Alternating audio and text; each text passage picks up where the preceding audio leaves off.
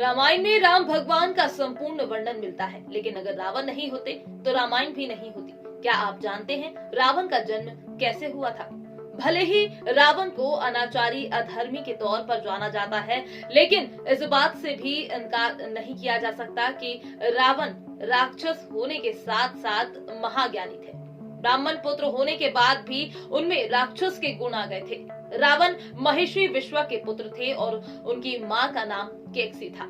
पुराने समय में माली, सुमाली और मलेवन राक्षस भाई हुआ करते थे, जिन्होंने ब्रह्मा जी की तपस्या कर उनसे महाबलशाली होने का वरदान ले लिया था और फिर पृथ्वी लोक, स्वर्ग लोक और पाताल लोक में देवताओं, ऋषि मुनियों और मनुष्यों पर अत्याचार करना शुरू कर दिया। और जब इनका आतंक बढ़ गया तो सभी देवता और ऋषियों ने भगवान विष्णु को अपनी व्यथा सुनाई। तब भगवान विष्णु ने सभी को भरोसा दिलाया कि वो इन राक्षसों का अंत करेंगे। इसके बाद तीनों राक्षस भाई ने इंद्रलोक पर आक्रमण कर दिया। विष्णु जी ने आकर इन राक्षसों का विनाश करना शुरू कर दिया, जिसके बाद माली समेत सभी राक्षस सुमाली के साथ लंका छोड़कर पाताल लोक चले गए और वहां छुप कर रहने लगे। एक दिन सुमाली पृथ्वी लोक पर घूमने गया, जहां उसकी नजर परम तेजस्वी कुबेर पर पड़ी। उसके मन में ख्याल आया कि आखिर मैं कब तक इस तरह से देवताओं के डर से छुप छुप कर बैठा रहूंगा, कुछ तो उपाय निकालना होगा।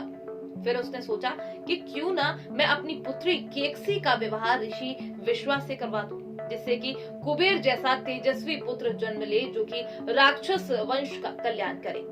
उसके इस प्रस्ताव को मानकर केकसी निकल पड़ी ऋषि विश्वा के आश्रम पृथ्वी लोक पर। वहां पहुंचते पहुंचते काफी वक्त लग गया। शाम हो गई, भयंकर आंधी चल रही थी, बारिश हो रही थी।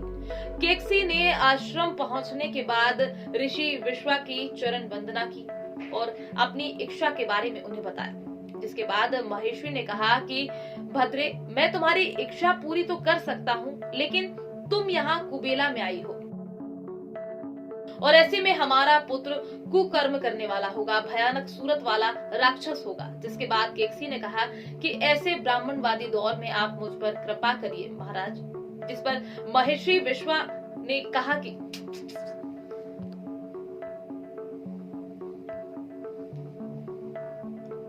जिसके बाद महर्षि ने कहा कि भद्रे, मैं तुम्हारी इच्छा पूरी तो कर सकता हूँ, लेकिन तुम यहाँ कुबेला में आई हो और ऐसे में हमारा जो पुत्र होगा वो कुकर्म करने वाला होगा, भयानक सूरत वाला राक्षस होगा। जिसके बाद केकसी ने कहा कि ऐसे ब्राह्मणवादी दौर में आप मुझ पर कृपा करिए। जिस पर महर्षि विश्वा ने कहा कि तुम्हारा जो तीसरा पुत्र होगा वो मुझ जैसा धर्मात्मा होगा।